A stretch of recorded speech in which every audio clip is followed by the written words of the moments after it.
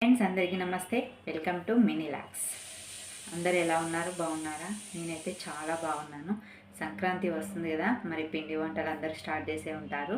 నేనైతే కొంచెం లేట్గా స్టార్ట్ చేశాను. ఫస్ట్ అరిసెలతో స్టార్ట్ చేస్తున్నాను. ఈ అటు నుంచి సంక్రాంతి వరకు రోజు ఒక ఐటెం అయితే మీకు చూపిస్తాను. మా పల్లెటూరులో మేము సంక్రాంతికి ఏమేమి పిండి వంటలు చేసుకుంటాము అనేది నేనైతే ప్రతిరోజు మీకు అప్డేట్ పెడతాను. ఈరోజు అయితే నేను మంచి నేతి అరిసెలు అయితే చేస్తున్నాను. కేజీ మాత్రమే, ఏది చేసినా నేను కేజీ చేస్తున్నాను. ఎందుకంటే మరిన్ని చేసినా మనకు తినాలనిపించదు. కొంచెం కొంచెం చేసుకున్నాము, మరిన్ని రకాలు చేసుకోవచ్చు. అందుకే నేనైతే ఫస్ట్ అరిసెలు అయితే స్టార్ట్ చేస్తున్నాను.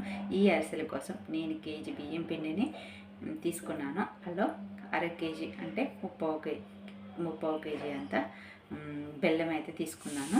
మనం పిండి ఎక్కువ ఉన్నా మనం పాకాన్ని పట్టి మనం ఆ పిండిని అయితే ఎక్కువ పట్టించుకోవాలి. పిండి పాకాన్ని పట్టినంత మాత్రమే పిండి యాడ్ చేసుకోవాలి. అందులో మిగతా ఏ పిండి యాడ్ చేయకూడదు. అప్పుడు అరిసెలు అనేవి మంచిగా రావన్నమాట. నేను చెప్పే ఈ పద్ధతిలో మీరు ఒకసారి అరిసెలు చేసి చూడండి, ఎంత బాగుంటాయో. టేస్ట్ కూడా సూపర్ ఉంటాయి. మరి ఎందుకు ఆలస్యం, మనం సంక్రాంతి సంబరాలు స్టార్ట్ చేసుకుందాం రండి. ఇవాళ ఫస్ట్ ఐటెం అరిసెలు. ఫస్ట్ రోజు అన్నమాట, డే 1 అరిసెలు ఎలా చేయాలి, ఏంటి, వాటికి ఏమేమి కావాలనేది ఈ వీడియోలో చూపిస్తాను. చేయండి. ఆన్ చేసుకొని కళాయి ఒక గిన్నె పెట్టుకొని దీంట్లో నేను బెల్లాన్ని అయితే తురిమేసుకున్నాను. చెప్పాను కదా, అర కేజీ మీద పావు కేజీ వేసుకున్నాను. తర్వాత నేను ఒక గ్లాస్ అయితే వాటర్ అయితే వేసుకుంటున్నాను. మనం కొంచెమే వాటర్ వేసుకోవాలి. మరిన్ని వాటర్ వేసుకున్నాం అనుకో పాకం అనేది లేటుగా వస్తుంది. ఇది ఓన్లీ కేజీ పిండికి. చూసారు కదా, మనం కొంచెం వాటర్ తక్కువ వేయడం వల్ల పాకం అనేది తొందర వస్తుంది. ఇలా కలుపుతూ ఉండాలి. అలానే అయితేనే బెల్లం పాకం కరిగి ఇలా తొందరగా పాకం అనేది వస్తుంది అన్నమాట. పెద్దగా కష్టం ఏం లేదండి అరిసెలు చేయడానికి. పాకం పట్టడానికి చాలామంది భయపడతా ఉంటారు. ఏ పని చేసినా చాలా ఈజీ అండి. ఈ పాకము మనం కొంచెం బౌల్లో వాటర్ వేసుకొని అప్పుడప్పుడు చెక్ చేసుకుంటూ ఉండాలి. ఈ పాకం ఎలా రావాలంటే ఉండపాకం గట్టిగా రావాలి. అట్లయితేనే మన అరిసెలు అనేది పర్ఫెక్ట్గా వస్తుంది. ఇంకా పాకం అనేది రాలేదు, టైం పట్టుద్ది కొద్దిగా. ఇప్పుడు మధ్య మధ్యలో ఇలా చెక్ చేసుకుంటూ ఉండాలి.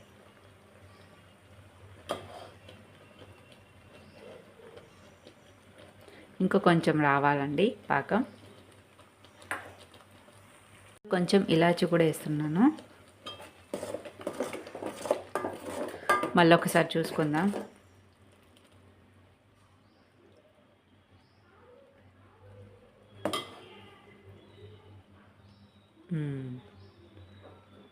వచ్చింది. ఇట్లా వస్తే సరిపోతుందండి. మరీ ముదురుగా అయినాయి అనుకో గట్టిగా అయిపోతాయి అరిసెలు.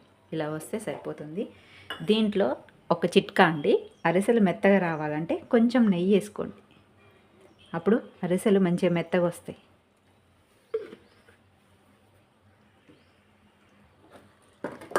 ఇప్పుడు మనం పిండి పోసుకొని కలుపుకుంటూ ఉండాలి. ఆఫ్ చేసి చూసారు కదా, మొత్తం ఇలా మంచిగా కలుపుకోవాలి. కరెక్ట్గా సరిపోయింది. ఇప్పుడు మనం దీని మీద కొంచెం ఆయిల్ పోసుకొని పక్కన పెట్టుకోవాలి. డీప్ ఫ్రై కోసం ఆయిల్ హీట్ చేసుకుందాం. పైనుంచి ఆయిల్ పోసుకొని ఇలా అనుకోండి, మంచిగా పల్లగొద్దు. మనం అరిసెలు చేసేటప్పుడు మంచిగా వస్తాయి. ఇక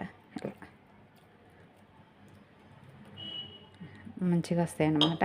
దీన్ని ఒక 5 నిమిషాలు పక్కకు పెట్టి డీప్ ఫ్రై కోసం ఆయిల్ ప్రిపేర్ చేసుకుందాం. ఒక కవర్ తీసుకొని దానికి ఆయిల్ మంచిగా వేసుకొని ఇలా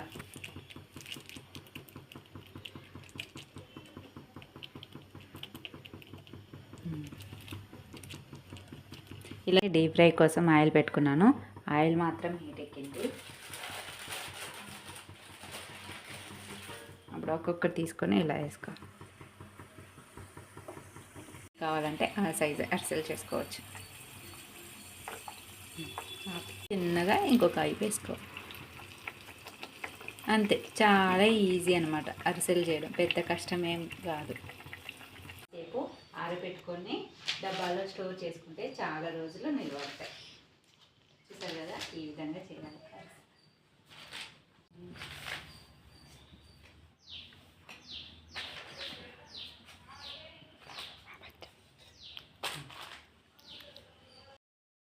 పేపర్లో వేసుకొని ఆరపెట్టుకోవాలి. ఎందుకంటే ఆయిల్ అనేది ఇలా అంటకుండా ఉంటాయి అన్నమాట.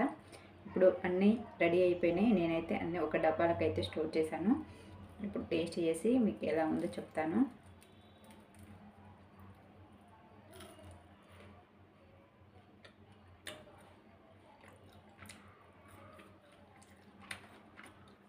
టేస్ట్ అయితే సూపర్ ఉంది. మరి ఎందుకు ఆలస్యం, మీరు కూడా ఈ అరిసెలు నేను చెప్పిన విధంగా చేసి ఎలా వచ్చినాయో ఒక్కసారి ట్రై చేసి నాకు కామెంట్ చేయండి. అలానే సబ్స్క్రైబ్ కూడా చేసుకోండి. ఈ అరిసెలు నేను పల్లెటూరు స్టైల్లో చేశాను, మా అమ్మ వాళ్ళు చేసే విధంగా. మీరు కూడా ఒకసారి ట్రై చేయండి. Bye bye.